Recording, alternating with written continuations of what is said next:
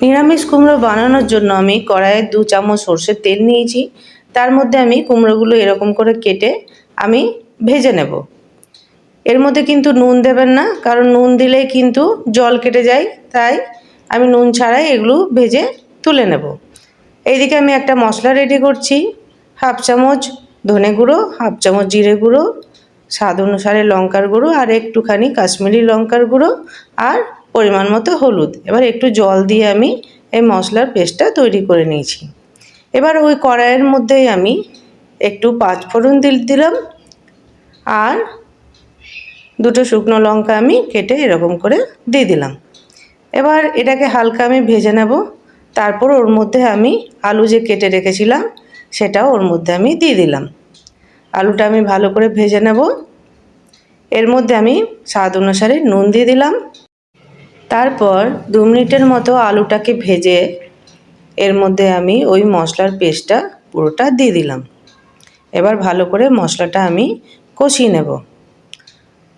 এরকম করে কষিয়ে নেবেন যতক্ষণ না মশলার কাঁচা গন্ধটা চলে যাচ্ছে। দেখুন আমার ভাজা হয়ে গেছে প্রায়। আর নিচে যদি একটুখানি মশলা লেগে যায়, সামান্য একটুখানি জল দিয়ে আপনারা কষাতে পারেন। এরকম করে জল দিয়ে কষিয়ে নেবেন। আমার কষানো হয়ে গেছে, দেখুন তেলও বেরিয়ে গেছে। এরকম সময় আমি ওই কুমড়ো ভাজাটা এর মধ্যে দিয়ে দেব। তারপর ওটাকে দিয়েও আমি ভালো করে ভেজে নেব। আর সামান্য একটু নুনও অ্যাড করে দেবো, কারণ কুমড়ো ভাজার সময় আমি নুন দিইনি। আর এর মধ্যে আমি আদা গ্রেট করে রেখেছিলাম, সেই আদাটাও এর সময় দিয়ে দিলাম। তাহলে সেন্টটা খুব ভালো লাগে, আপনারাও দিয়ে দেখবেন। নিরামিষ তরকারির মধ্যে এরকম করে করলে দারুণ টেস্ট হয়। দেখুন আমার জল ছাড়তে স্টার্ট হয়ে গেছে কুমড়োর থেকে। আমি এর মধ্যে কিন্তু বেশি পরিমাণে জল একদম দিইনি, শুধু কষানোর সময় যেটুকুনি দরকার একটু সেইটুকুনি খালি জল অ্যাড করেছি। এরকম সময় আমি একটু গরম মশলা দিয়ে দিলাম।